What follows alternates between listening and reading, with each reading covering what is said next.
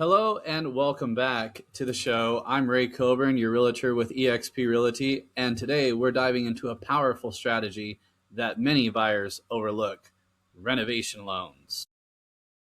Nice. I'm Pat with Nova Home Loans. If you've ever walked into a home and thought, I love the location, but this kitchen is a disaster, this episode is for you. Absolutely. And so, with that being said, we're breaking down renovation loans, income requirements, how buyers qualify, and we'll even touch on down payment assistance programs that can help you get into a home with less out of pocket. So, Pat, let's go ahead and get started here. What would you say is the most common type of renovation loan that's out there? I feel as though I do more FHA renovation loans, either in a streamline or a lim or a limited or a standard format. Probably more, but not a lot more than a conventional Fannie or Freddie reno, and then occasionally a VA. But it would kind of go in that way. Nice. So instead of some folks maybe wanting to buy a fixer upper with cash and then trying to come up with the renovation money separately, are you able to roll that in? Absolutely. How a renovation loan works is the purchase price and the renovations required kind of becomes the new purchase price, and then your down payment is based off of that, and and you pretty much always end up with equity built into your house when you by the time you get it fixed. Nice. So I remember my first year as a licensed realtor, I did a 203K rehab, and my clients wanted to buy a fixer upper home, and we walked through the home. My snakeskin boots. I was trying to be the sharp guy on the block and just trying to really look impressive. And so my clients wanted to walk through a home that you could put your foot through the floor, and ultimately that is kind of what caused them to want to almost back out. But because I was able to hold the deal together and let them know that, hey, the renovation loan isn't really that big of a deal. The renovation loan actually came through within budget. I went through about 15 different contractors to help the clients stay within budget. They did about between 50,000, and we had some bids up to 130,000, and some contractors came out, and I was like, why is there such a big gap in between? And so some contractors said some things about other contractors, and so I'll just leave it at that. But it really comes down to working with the realtor that knows about renovation loans and how staying on budget is what's the key point of that. And now Pat's aspect to that is also making sure that the client also understands the loan legalities or the loan requirements and guidelines of that loan, right, Pat? I Yes, mean, as they're kind of transversing from beginning to close. right. And so when I'm walking through with the client, I don't, they ask me, I only give my opinion when they ask me about it. Obviously, I'm not going to go, oh, well, this and this and this needs to be done. I'm going to tell them, hey, look, based off of my experience, because we're going FHA or conventional rehabs, and we'll get into that here in just a minute. But for FHA rehabs, basically the initial guidelines for that inspection, for it to pass an FHA, the final inspection needs to pass FHA guidelines. It Uh, does. Yes. and so then with that in mind, based off of my experience, I can say these windows need to be dual pane windows. The paint can't be chipped outside. The roof needs to have a minimum of 3 years or more on it. And certain things like that. Downspouts need to be where they need to be, and kind of tidbits like that. Obviously, if the floor has holes in it, soft spots in the floors, flooring, subflooring, new vinyl. So you have your subfloor, then you have your flooring on top of that that sits there, and that's the one that looks pretty. So below that is the subflooring, and sometimes the subflooring gives out, and you have your realtor sticking his foot through the floor, like I did my first time. Um, and so those types of estimated bids is something that working with an educated realtor like myself also can help you identify the possibilities for a proposal on an estimated bid when we're initially walking through the home. Of course, it's always going to be dependent on what your contractor is quoting on those bids as well. Along with an FHA, I won't steal the thunder from Pat, but we'll get into the FHA details on all the 203Ks and who is all involved. So, Pat, if we can just kind of touch on who is all involved in a 203K FHA rehab. Right. Well, yeah, that type of loan, it's a construction loan, really. You have the purchase and you have the construction, and it's all inclusive that way. So there's the seller, there's the buyer, there's the listing agent, the buyer's agent, there's the lender, and there's a contractor. And what I like to see at the very beginning, when clients are talking about uh, the possibility of having a renovation loan, I'll ask them if they have a contractor that they could use, somebody that's, even if it wouldn't be the contractor that would be doing the work, at least a contractor that could go through with them in initial inspection with the realtor, jotting down notes and potential costs. Because what has to happen is that budget has to work. The renovations and the purchase price have to be within that appraisal amount of money. So I kind of like to have a contractor just give an estimated, it's going to cost 50,000 or 75,000, and that way we know first if it'll work, and then secondly what type of program, whether it's going to be a limited or a standard 203K as far as the FHA goes. Right. And then the other great benefit about working with an FHA home is that you're getting into a home with the final approval on that final inspection that, hey, that says your home is basically turnkey and there's very little things that you need to worry about moving into this home moving forward and should last you for years to come. Now, if you want, we can talk about conventional renovations, maybe with Fannie Mae home style homes, if you want to get into that, Pat. Sure. What I like about Fannie Mae and Freddie Mac, the conventional side of things, is that they're not as involved with as what we call a government loan. They're a little more hands off, and so there's a little bit more things that are allowed, and the limitations aren't as stringent as far as what works and what doesn't work. They're just a lot easier and seamless to go through than an FHA. Otherwise, they're all they're all the same. As far as the span of time it takes to get them closed, and that the down payments can be a little bit different. FHA always has a 3.5% down payment based on the purchase price and the renovations. If you're a first-time home buyer on a conventional, you can get in as low as 3% down, which is really nice. So I do like that part as well. So I do have this question though, Pat. Are and I think most would have this question, and I think I know the answer to it, but I just want to ask it anyways because why not, right? Right. Is down payment assistance programs available for FHA rehab? Not on an FHA rehab, no. Just on FHA, yeah, we have a ton of different down payment assistance programs for FHA, but they don't apply generally for a rehab. So, as a realtor, when I'm working with clients that have FHAs, and let's say if Pat lets me know, hey, these clients are specifically looking for FHA rehab only homes.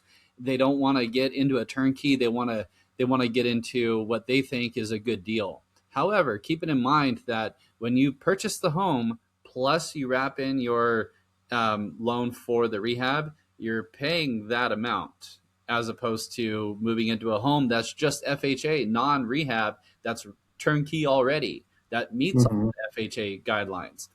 So, and you can still get a good deal, but I think a lot of first time home buyers or buyers that want to step foot into the investor category, and want to start thinking that they can just flip homes because it's a renovation.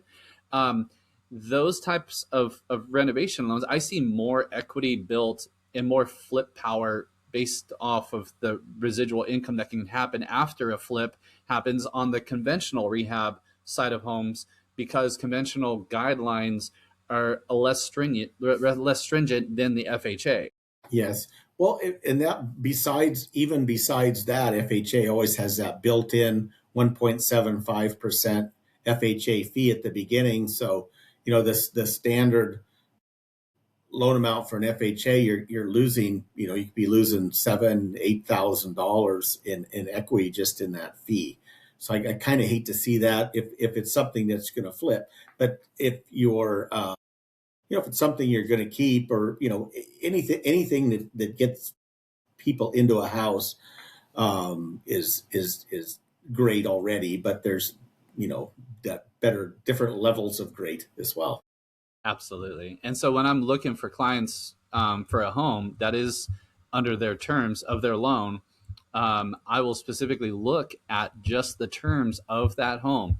If a listing agent has listed a property, that is either cash only, then there's a probability that it might go rehab. But would it go FHA only? No. Would it go conventional? Probably, probably not. I mean, that would require a walkthrough. But Mhm. there are homes that are, rehab, FHA, conventional, VA, and cash terms that realtors like myself know how to look for. And then that way we can send those homes to our clients that are approved for those type of loan, um, uh, terms. We're showing them homes that they can, ultimately get into. We just got to make sure that it's got the right touch for them. Yes. So, Pat, what is the difference between FHA 203K and conventional renovation loans, kind of in summary? There's it's I think it all comes down to the control that FHA has, the and some of the fees that FHA has, conventional doesn't. Um, there is still is a HUD consultant that has to be employed once you hit a certain level of work with a conventional loan, where with a smaller amount you don't need one. But that's also true with an FHA limited 203K. If it's under $75,000, you can get away with not having a consultant, so long as it's nothing that's structural. Um, so it's either way, it all depends. Just everything all depends. Just with any of the loan products, it depends on the client what will work better. And we always like to put them together, and we say you could go either way. You have good credit, but this. And so we'll look at a conventional versus an FHA. Usually, it comes down to cost. What's it going to cost me per month, one way or the other? And it has to do with interest, of course, and then of course mortgage insurance, and all of the different fees. So we always every client is an individual. We don't try and stick anybody in a box. So we show all of the options, and then we can go through the options with the client one at a time, and it generally always makes sense in the end which one should be picked. Right. And one of the things that I always typically try to tell my clients is, sometimes they want to give up when it comes to buying their home, and it's so easy to give up. If it doesn't work out the first one or two or three times, then they're just like, you know what? I don't think owning a home is for me. I just want to give up, Ray. I don't want to do this no more. And so my goal to them, or my charge to them, would be to never retreat, never surrender, because Yeah. your goals are worth it. Your dreams are worth it. And ultimately, you're just going to go right back to what? Renting, paying somebody else's mortgage for them while Yeah. they're gaining that equity. Well, So, and yeah, and if you buy a house that's all ready to move into, You pay $350,000 for that house. The appraiser comes in and says, "Good news, your house is worth $350,000." Great. But on a renovation loan, you might, you buy the house, have the renovation in there, you're 350 in it. The appraiser goes in and says, "Good news, your house is worth $400,000." And all of these things are new, where in the $350,000 purchase, maybe this is old, maybe this is where it will need some work at some point, but you just got all of that brand new, and you have an extra $50,000 in built-in equity at the very beginning of your home ownership. Absolutely. And equity was something that me and Pat touched on in our last video episode. So if you haven't seen that, go and check that out. So, Pat, within a conventional rehab loan, what typically would a consumer need to have for like credit requirements, stuff like that? What are kind of some usual things? Right. Well, when we look at a conventional loan, in any conventional loan, unless you're coming in with a substantial amount of down payment, unless you're touching at or over 700 credit score, then you probably are going to be in a lower payment with an FHA. But once you're over that 700, you're generally better off in a conventional loan. Like I say, that things are just a little smoother with those. You don't have, and of course you don't have the upfront fee for FHA, so you get that extra equity that you're not adding into your loan. Otherwise, the way it's paid and the draws and all of that are all very similar. It's just that they're a little bit easier to navigate is all. So saving up for a down payment to go conventional and working towards that goal of going conventional could save you thousands of dollars over time compared to FHA mortgage insurance and stuff like that, right, Pat? Right. What's nice about the down payments too is FHA and conventional. If it's for a home you're living in, that can be gifted. On FHA, it can be a relative or a close personal friend. Where if it's conventional, then it has to be a actual family member. But you can have a fully gifted if it's your primary residence. Nice. And based off of experience, working with an experienced realtor also takes a big step into working with a rehab loan. If we've come across some professionals that may need a little bit more knowledge about rehabs. However, that's why it's always best to work with somebody that is knowledgeable on the whole entire team, not just the realtor, but also having the lender that also knows about rehabs and what certain things might cost. Because if you have a contractor, as an example, that's out there saying, you're going to need $120,000 for this rehab, but we had a previous bid on another contractor that quoted $70,000. So what's the discrepancy here, right? That discrepancy is they may be charging you something more than what you really, what that repair actually calls for.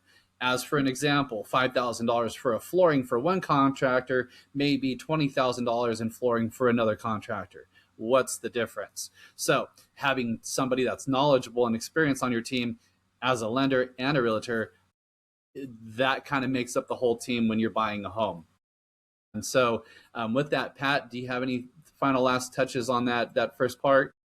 Sure. And whether this is the first part or if I'm digging into a second part, a lot of times people will go into a rehab loan, and they're thinking, well, the house needs some things to be able to qualify, be it has holes in the floors, the roof is bad, or there's different things that have to be fixed. But at the same time, maybe it needs another bathroom. Maybe the kitchen needs some help. It wouldn't be a problem as far as qualifying for the loan, but that's just a really good way to get those things taken care of. It can even covers, you can get new floor coverings. You can get appliances with it. You can get a heat pump. If all of those things are old, you can get that taken care of. so you don't have to worry about anything else, so long as it's in your budget and so long as it works out in the end as far as the appraised value. It's just a really good time to get it pretty as well as functional. Yeah. So some of you know about my background. I used to be a wholesaler for 5 years prior to being licensed as a licensed realtor here in the state of Oregon for the past 3 years. So, as a wholesaler, one of my things was to come up with what was the base prices. There was a formula for it on what we would initially offer a seller. On top of that, we would always assume what the ARV was, and the ARV is the after repair value. That's basically what a lot of rehab lenders and appraisers and buyers should know when it comes to basing a home's value. So, looking at maybe an $8,000 floor with a $10,000 roof, 18,000. Now you're in the rehab 18,000. Windows, another 8,000. So you just add the 18,000 on top of the 8,000. You got another $2,500 for countertops. You got another 5,000 for landscaping or whatever, if that's still in the budget. But obviously, the required parts to qualify for the final inspection are always going to come in first. The last part of it is if there's money left over, that can be utilized for other parts in the renovation, which are really nice. Exterior paint. And sometimes, depending on who's all involved, sometimes the contractor will ask the buyer, what color paint, what color flooring do you want? They'll ask certain specifics like that. So you really kind of get to design your own home in a rehab loan. And that's what's also really neat about it as well too. It is pretty intense. That's why having knowledgeable experts on your side during a rehab loan is super crucial, right, Pat? Oh, absolutely. Yeah, it's something that the expectations need to be set up at the beginning. There's a 45-day minimum time to close rather than a 3 to 4 week close. There is some decisions to be made. There's some back and forth. Maybe you have your contractor go through and you have the new kitchen, the new bathroom, all of these fancy things, and then once the appraiser goes through with the doing his valuation, he might come up with that doesn't work. That as repaired value doesn't work with those, and it could be a heartbreaker that you don't get the new bathroom, or maybe you get a little less desirable kitchen or something. And so there's a lot of emotions that go through that. That it's nice to have good professionals working with you that can help you with that and understand that it is part of the roller coaster.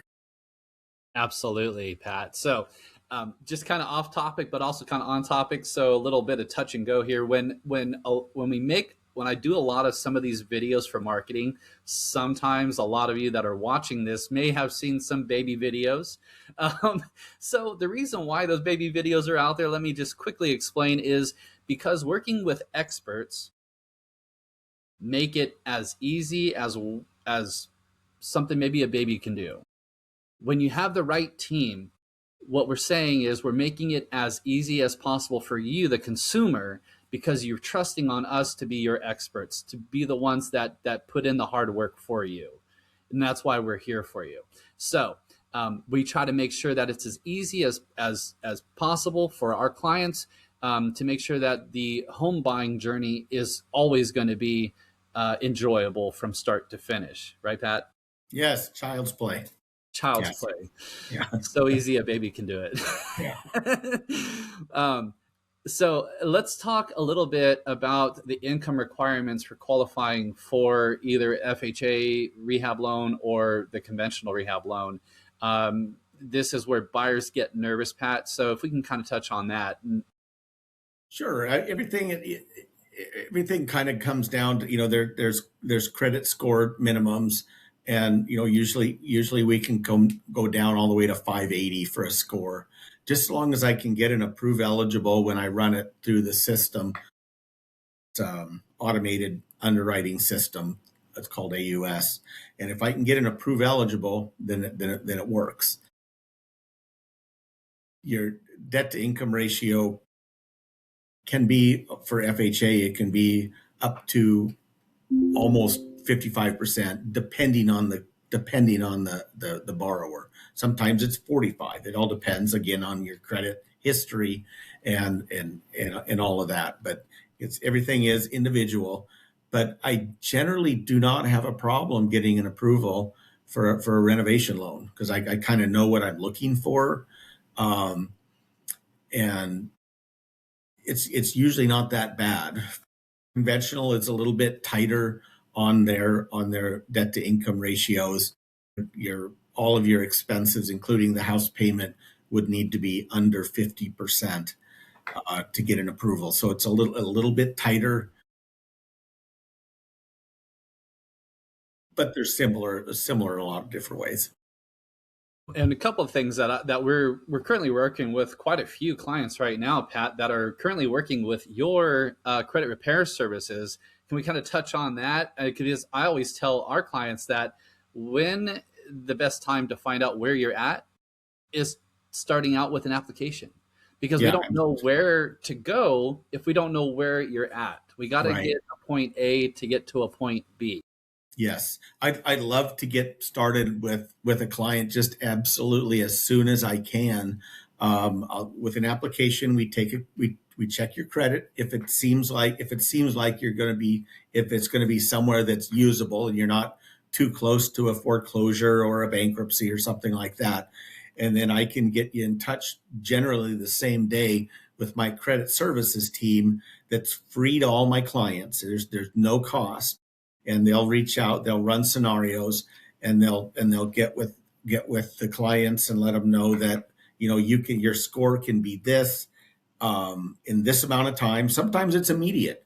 Sometimes you're just an authorized user on somebody's account and it's dragging you down, so you can just get that taken care of and immediately your score can jump up, sometimes 40, 50, 60 points. They'll do that for you. Just set up a almost a grocery list. This is what you need to do in this order, and you'll get this score. If you want this other score, then you need to do these things, and then either it's immediate or it'll say it'll take 1 month or it might take 2 months. Sometimes it takes 6 months. So for those people that it's going to take some time with, I want to have 6 months if it takes 6 months, because don't wait until your lease is almost over and say, hey, I need credit repair. If I have 6 months, even if you could be qualified earlier, maybe we can give you a lot better rate because you're a 700 score where you were a 625 score. Like I say, it doesn't cost anything. We're not judgy. So we just are here to help. Absolutely, we are. And so one of the things I really like doing is when Pat gives me that need to close amount, I love that number because that's when I really get to negotiate my magic. And I think several times Pat has been impressed or shocked. I've been very impressed. Yes. So in that close fees, we're able to not only just help with the buyer's closing fees that are also included with a loan, fees and dues, but we can also maybe have some money left over to help buy down rates, which is also a pretty nice gift. None of that is actually required, but it's all on part of working with experts that are knowledgeable in our industry, like Pat and I. So yes. With that, Pat, just as an example, we're not getting into any specifics about any one specific income. All income and applications and credit charges are always going to be different. This is just an example. So Pat, somebody that has a $6,000 per month gross income, let's say if they're working with a 45% DTI, what does their monthly look like? And if it includes card loans, student loans, credit cards, and how all that kind of plays into what they might Sure. be able to. Yeah, how debt to income works is, I think we touched it a little bit. Your debt to income is basically your debt, all of your debt. If you have a car payment, if you have two revolving accounts, and also the house payment. All of that has to be, roughly 50% of your gross income every month. So if you make $6,000 a month, and you have $500 in car payment and revolving accounts, you've got, I lost track because we've got $2,500 left. So that's how that works. So we have $2,500 left for a house payment. Um, Awesome. we do allow co-borrowers, a parent or somebody that can help out. Maybe they're not going to live there, but they want to help you out. Then that's allowable as well to help you qualify, because we can use them for the debt to income. Awesome. So prior to getting into a loan, within that 6 months, while you're building up your credit, pay off those credit cards, save some money, and what else is there? Also, just making sure that your debt is as low as possible, right? And that ultimately will help. Right. And we do things like that too. When I'm working on a loan, if things are tight, we'll look at, maybe you need to pay off this revolving account. Maybe the payment's $50, but the balance is only $150. So we can have you pay that off at closing, and then we can use that lower debt to income to qualify. Nice. And so now that we're on income, Pat, let's go ahead and just talk about some types of income. There are going to be W-2, 1099s, tips, bonuses, commission types. What type of income qualifies? Oh, there's just any income, and 1099, of course, W-2. If you don't count it, I can't count it. That's the rule I like to tell people. If you're working under the table, it doesn't count. Any tips? If you get tips, I can count the tips that you have on your taxes. If you don't count your tips, I can't count them. Bonuses, commissions, and overtime are always averaged over a 2-year period. That's the rough. I can go less than that a lot of times. Sometimes I can go with 1 year, but we do have to show for commission sales. It's always 2 years gross income, not net. So on W or on 1099, when you're working commission, not salary based, it's 2 years minimum, and W-2, where you're out of that, you're paying your taxes and you're paying Social Security. Those are minimum 1 year, right, Pat? Yeah. I always have to know that you've worked 2 years in your history. So we can go back, but we need 2 years work history. So say you worked for a while and then you didn't work. Maybe you took time off. You're raising the kids maybe for a time. You go back to work. You do need to be back to work for at least 6 months if you were off over 6 months. But we don't have to have like 2 years continual income to be able to qualify.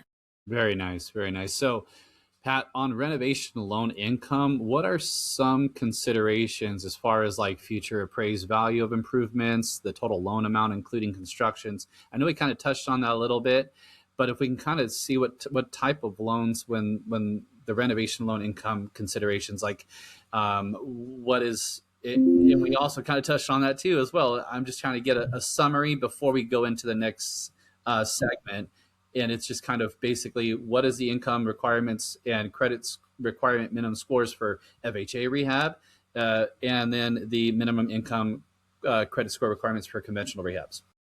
Yeah, for FHA, I can go down to 580. Conventional, like you say, conventional's floor is 620, but it doesn't really make sense until you're in the 700s as far as credit score. VA, you can actually come into a VA loan without any credit score at all, and then it's priced at 580. But VA's nice because you can get in with zero down if you qualify for a VA loan. The only stumbling point on a VA is that there aren't any draws. And sometimes it's hard to find a contractor that'll do all the work without getting paid anything until they're completed. Otherwise, you qualify for those just the same way you would qualify for any other home loan. There really isn't anything special about qualifying. You have to have this if it's a renovation loan. They all qualify the same. Nice. So, in summary, when you're looking at a rehab loan, buyers aren't qualifying based on the current value of the home, it being, i.e., uh, in distress or in rags, but they're being approved on the improved value of the home. Right.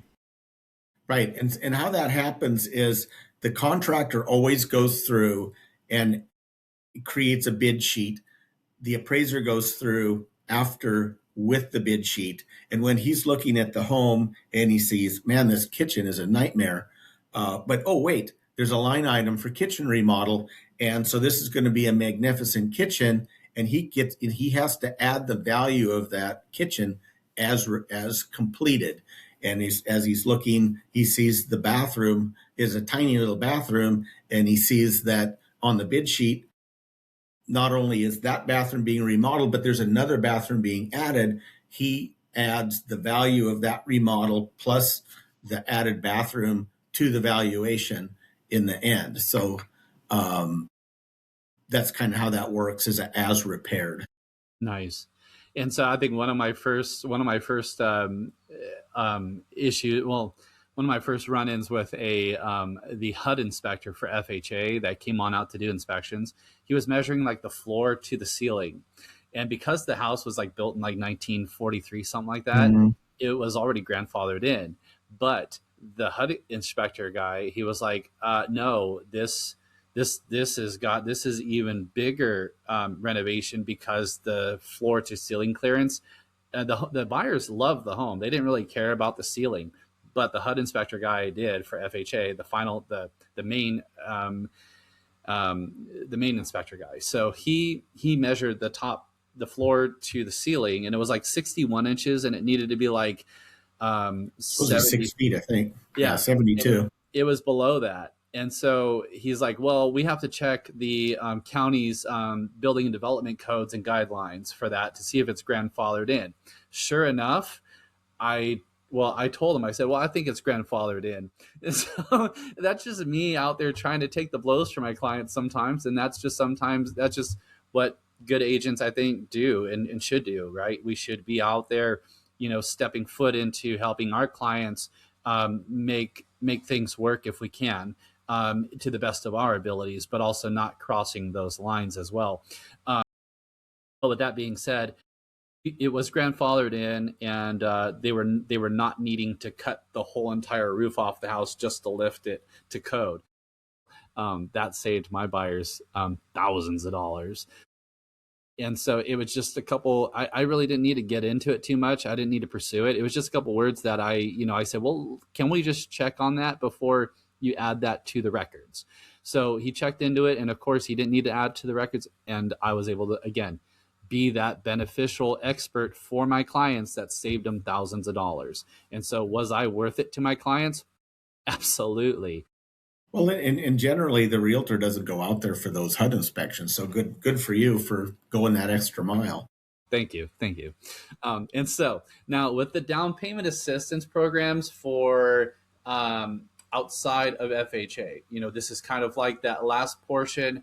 We kind of wrapped up a lot about renovation loans today, 203K FHAs, and then conventional rehabs. And so again, just kind of recapping on that, and I'll let Pat also recap on it too as well. But on the buyer side, with working with the realtor, basically when we go to look at homes that need rehabs, we're basically looking at purchasing a home that is in that current condition. Then while we're working on that home during the inspection contingency period clause, we want to have an extended inspection contingency period clause, because what that allows us to do is not only inspect the home for your liking, it also allows us to be able to find a contractor that is in budget within a period of time. Obviously, if you cannot find a contractor within that period of time, we want to make sure that your inspection contingency period window allows you to be able to back out, meaning that you want to be able to not be locked into that contract in the event that you cannot find a contractor that would be willing to do the work necessary to qualify for that specific loan, whether that's FHA guidelines or conventional guidelines. So that's why you want to have that inspection contingency period window that allows you and your contractors to meet within a budget, to go into the remaining portion and exceed that inspection contingency period window to go into closing and then do the repairs after closing, all within that, or minimum of 45 days as per the lender. So with that being said, Pat, you want to have any final words on that last? Just final, yeah. Just when we were going over income, one thing I did miss that is kind of helpful when we're calculating interest income, that any income that isn't taxable, um, I get to gross that income up. So if you're on Social Security disability, if you are on VA disability, those incomes aren't taxable, and so I get to count those at 125%. So if it seems like, well, maybe it's close, but you're not quite there, remember that any income that isn't taxable, I get to gross that income up an extra 25%. Awesome. And the other great thing about rehab loans is I like the idea that buyers can, add their own specific touches to a home all within the loan process. And it's not money out of pocket up front. It's money that's wrapped into their loan at the Right. rate that they're given. So that's also pretty nice. So let's jump right into down payment assistance. So this is for, as Pat said, down payment assistance programs are not available for FHA rehab loans. But they are available for turnkey FHA standardized homes, which are homes that are ready to move in, that meet the FHA requirements for the inspections, for the guidelines on that. So within the down payment assistance program, it's one of my favorite topics because I like it, because a lot of first time home buyers simply just don't have the down payment to get into a home, but they want to get into a home and they don't want to keep paying landlords that rental every month, and building equity for somebody else and never, ever owning what they're paying for and hardworking every month. So, Pat, let's go ahead and talk a little bit about what is a down payment, and how much do buyers think that they need to come with a down payment on? Right. And I hear it a lot. You would think that there's enough information out there that people wouldn't think that they need so much money down. I hear I need a minimum of 10%, or I need a minimum of 20% down, or I can't even start to think about buying a house. Where the reality is, FHA, the minimum down payment is always 3.5%. And for a first time home buyer conventional, it's 3%. And for FHA, we can use a down payment assistance loan. It comes in, not necessarily, but almost all of the ones that we do, they're a repayable second mortgage. They're based on it. They're amortized over 10 years, and they're basically a second mortgage. And you make that second mortgage payment. It's on an average around $100 ish a month. Of course, it all depends on what you're buying, but it's whatever 3.5% is. That's what you're borrowing, and you just make your first mortgage payment like you always would, and then you're making that second smaller payment as well. Um, it's not that bad. And the thing is that you can get into a house quicker. And people that think, well, I'm going to start saving. You say you're 30 years old. You say, I'm going to start saving for a down payment. Well, if you were going to save for a down payment, you probably would have had it already. You're probably not going to change all of your policies and start saving now. And the rate that houses go up, it's around 3 to 4% every year. And when you calculate what that is, say in a $300,000 house, you can't save that fast. So if by the time you can save that $12,000, the house has already gone up $20,000. So you can't save faster than houses are going up in value. So if we can get you into a house now with a down payment assistance, then you are gaining that 3 to 4% every year. And you can just deal with that down payment assistance loan. There's no there's no early payment penalties on it. So, if you don't like that second mortgage, double pay on it. If it's $100, pay $200. Just, you can get that taken care of quicker and get it off your plate. But at least you're getting that rise in equity every year without having to wait and never being able to realize the home ownership. Absolutely, Pat. And so that was one of our other topics that we'd already covered as well too. But that comes down to the cost of waiting, right? So the Yes. cost of waiting for it in a first time home buyers or a current buyer on the market right now, if you're out there on the fence and you're thinking, I'm just going to wait until interest rates drop. I want to see that 3% again, or maybe 2%, or whatever. Just keep in mind that the cost of housing is going to continue to go up. It historically has proven that it will continue to go up. A home that was bought 5 years ago will not, most likely, will not typically resell for less than what it was purchased 5 years ago. Right. That's just Yeah, and what we so, like to say is, marry the house, date the rate, yes. because once you have the house, say interest rates do go down to 3%, I'll just refinance that loan for you down to the 3%, and you have your house still.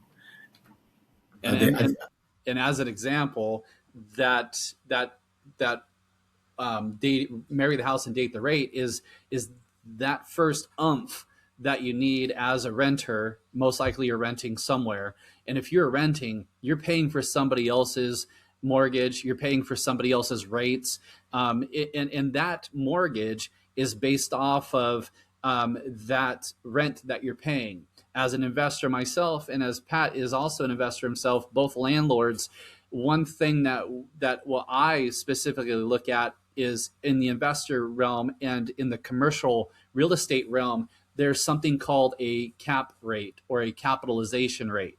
It's a rate that investors look at to justify a proper investment based off of how much we can expect to get back year over year.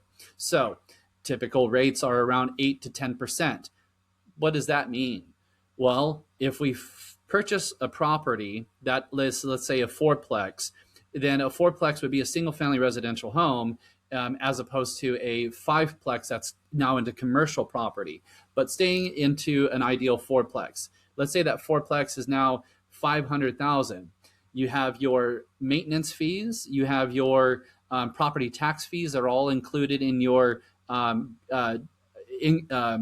debts that you owe to the property over the year. And then you get to find out what your net proceeds are. Your net proceeds are what's going to help justify how much you as a landlord or as an investor need to charge each tenant to be able to gross and to be able to net a certain amount to meet that capitalization rate. It gets pretty complex, but working with experts like myself or like Pat can help you identify those as well too. If you're looking at getting into investments, there's a lot of house hacking opportunities out there as well that can help subsidize or supplement your income by house hacking. And house hacking is basically, let's say, getting into a duplex or a triplex or a fourplex, where maybe you can get into one of the rooms, live in it yourself, rent out the other three, and use that as income on top of the income that you're generating.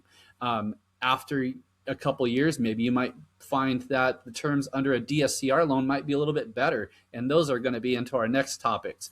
So, Pat, into the qualified down payment assistance type programs, there's a couple different types of programs, right? They're not all the same. Right. There's three different down payment assistance. There's five different ways to get into a house without having to save for down payment. USDA loan is a government loan similar to FHA that's a zero down product. Okay, so that's a zero down, not a down payment assistance, but it's a zero down. VA is also zero down if you're a qualifying vet. And then after that, my office uses three different down payment assistance programs.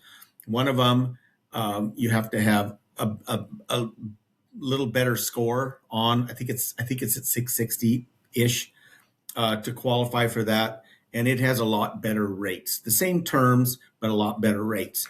And then we have a secondary program that's basically the same, little bit, but you can be down to I think 600 score and qualify for that one. And then after that, we have a third one that has different tiers to it. I don't like that one as much, but it does work for some people. So there's a bucket for just about anybody, really. So Absolutely. And so basically anybody can qualify for those down payment assistance programs. yes, and they're all everything that we offer is all tied to an FHA loan. We can't go into a conventional loan with a down payment assistance. And there are some of them that you can actually qualify. It's a higher rate, but you don't have to make a payment. And after you have it for a certain amount of time, then it goes away. But they're getting their money through the higher rate. So not having to pay for it, just having it sit kind of as a silent second. They're like I say, they're a little complicated to go into now, but there are different types of down payment assistance in amongst those three. Um, Generally, what works best is amortized over 10 years. Just make up 120 payments. Pretty reasonable. Nice. And so, Pat, right now we're going to get into a little bit more deeper talk here for our viewers. Let's start talking about strategy. As a first time home buyer, they're coming in for a renovation loan, not down payment assistance, but just renovation loan. They've got that 3.5% down. They found the home that they want. Instead of paying the $450,000 for a fully updated home and having that appraised value at just 450, maybe 452, there's not a whole lot of equity there. There's not a whole lot of instant equity. Getting into a renovation loan or a rental loan, a buyer might find a home at like 400,000, put $40,000 into renovations, and then end up with an appraised value of about 470 plus, right? Yes, So what would that be called for a first time home buyer? a home run, I think. It's no, it's I've had I all of my first time home buyers in a renovation loan, they they get stressed, like for the reasons that we talked about. There's a lot going on with it, but in the end, they've been so ecstatically happy. There's people that because of that particular program, that's kind of set them up for life. They didn't have to buy the little tiny house and then move up to the next and then up to the next. This looked like put them like 3 tiers ahead, so they can be in that home rather than 2 to 3 years before they have the next season in their life. Maybe they're in there for 10 or 15 years because they got the land that they wanted, but the home wasn't much. Now they can make the home what they want, and they don't have to go into the second or third home to get land. Yeah. It's And one of my first renovation loan that I did my first year netted my clients about $50,000 in instant equity based off of the final appraisal value. And that was after they bought the home, after they put in the $55,000 for the rehab. The final appraisal came in over $50,000 on top of their entire loan. So yeah, they were very happy with that. yeah. I Yeah, think the last one I did was $100,000 in equity, but it was kind of unusual. The one before that was $50,000 in equity. So you can't, that's more than somebody's net income in a year. absolutely. So, Well, as we kind of get into the last two portions of this, Pat, do you have anything that you want to get into or touch on before or summarize before we get in the last two portions of this? what do we got for time? Yeah, just don't be. I would say just don't be scared of them. We know how to. We can meet in person if you prefer. We can do phone, but we're local. We're not in New Jersey, even though Ray's vest tells you that he is. We're happy to meet in person and go over these things, and we do as much hand holding as we need to. It's not that bad. We're very versed at these type of loans, and I just love doing them. They're a little bit more time and a little bit more effort for the professionals, but the result for my clients is amazing. Absolutely. So I think this is kind of a good time to kind of give out our contacts here. So I cover. I'm here in Roseburg area, but I do cover like from Salem all the way down to, well, now I'm a member That's of right. the Flex MLS. So now I am also covering Grants Pass, Medford, Eagle Point, Central Point, White City, Rogue River, Klamath Falls, but so I kind of stopped there, but because it does cover a lot more area. So the reason why I cover that area is because I am very knowledgeable about those particular areas. I do work with a lot of clients in those areas. I just felt that joining that MLS would also get me to be able to help list listings there, showing properties. There's buyer's agent, there's listing agents, and then there's both. If you can get a twofer in one deal, that's always a great deal for the clients, because you're working with an agent like myself that does listings, that also works with buyers, that knows what a seller most likely is wanting or willing to do on an offer, because they work with sellers, they work with listings, they know how long properties sit on the market for, and they know that conversations that those sellers are having with their agents saying, hey, what's the feedback on my properties on the showings that I had today? What is the feedback on the market analysis? There's so many questions that listing agents have to go through with their own clients while they're marketing their properties and paying for that marketing, that buyers agents simply don't do. Buyers agents work with buyers and lenders to help qualify a person that's looking to buy a home, to get into the right home that they're wanting to shop around from home to home to home, showing them hopefully the home that they're wanting inside and outside. Now, as a buyer's agent, I always get a lot of folks saying, well, Ray, you're not really in my area as per se. But the thing is, it's not me being in your area. It is me finding the home that you want, that you decide. I can't pick the home that my clients want, and a lot of my clients respect that. But my dedication to my clients, as Pat's dedication to our clients is the same. We are dedicated to helping you as long as it takes to find the right home for you and that meets your needs. Right, Pat? Yes, absolutely.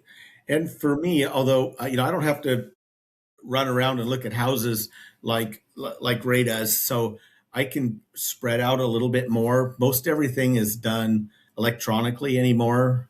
All of my applications are mobile based, so you can apply right over your phone. You can upload documents right over your phone directly to your application. It's all secure, and so I work in all of Oregon, all of Washington, all of California, and all of Arizona. I'm licensed in all four states. So if you're selling a home in California and moving to Oregon, I can help you there. Or if you're moving from Washington to Oregon, I can help you there. Um, I don't know what else to say. Awesome. And so with that, Pat, let's just get into some kind of common mistakes, I guess, that buyers might have. I guess waiting to save more money All without right. reviewing their DPA options, paying off small debts, not getting pre-approved before shopping. Right. Yeah, I think getting pre-approved before doing anything is always very important. And I understand that it's a scary thing and you may have some skeletons in your closet that you just really don't want anybody to see. But if you want to buy a house, we're here to help. We're not here to judge. We're not here. I've been doing this for a long time and I know exactly what it takes to get you from point A to point B. And I enjoy doing it. I love the challenge of getting you from that point A or point B or point A to point F. Um, we so getting pre-approved, get that application in. If I need to work on your credit, I have, like I say, I have a whole team for that. We can get you there, get you all pre-approved, pass you on to Ray, all with a nice shiny pre-approval letter, so he can get you into that reno, or maybe not even a reno. Maybe you want to buy something that's brand new. He can do that too. So And also never forgetting the homes that need a little bit of paint jobs, makeup, because those homes are the ones that have that equity that we've been talking about today. Those renovation homes, those fixer uppers, and when Pat tells me, or whenever you are telling me that you want to look for a home that is either a renovation loan, or you want a fixer upper, well, then let's look at what type of loan you're qualified for, um, based off of you either having a down payment or not having a down payment, right? So we can make sure that if you don't have a down payment, that we're getting you a down payment assistance program, that we're getting FHA standardized only type homes on rehab. And if you do have that down payment, 3.5% or more, then we can get into an FHA rehab loan, where then you're able to get that sweet equity on fixing up your home. right. Go ahead, Pat. There is one thing that I should have mentioned that I completely forgot about during our talk, and that is, I'll get clients that say, I want to fix her up, or I want to go in and I want to do all of this work.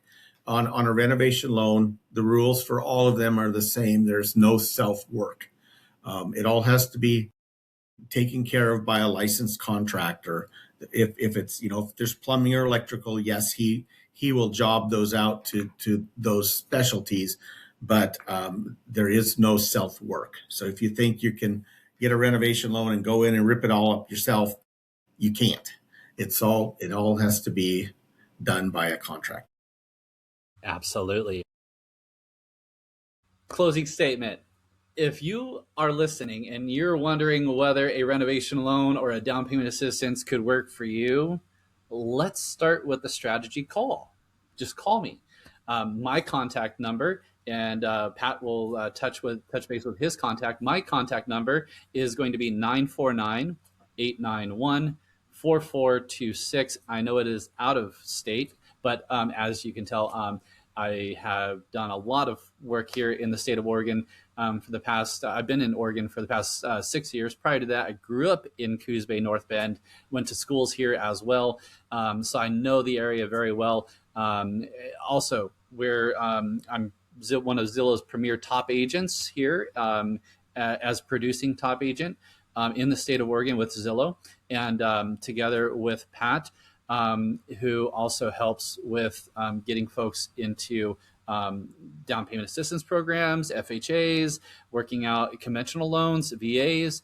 He basically does it all. I mean, I'm really amazed at how many options he provides to our clients, and the dedication that he has matches mine as well, which is, I think, why we work so well together, Pat. And so, Pat, how can Right. Yeah. I'm Pat Levenhagen. We work with Nova Home Loans, and my number is 541-972-0449. Awesome, Pat. Thank you for that. And so, with that, just wanted to thank everybody for listening. And remember, don't wait to buy real estate. Buy real estate and then wait. All right. All right. Thanks, Pat. Until next All time. right. See you guys Thank later. you.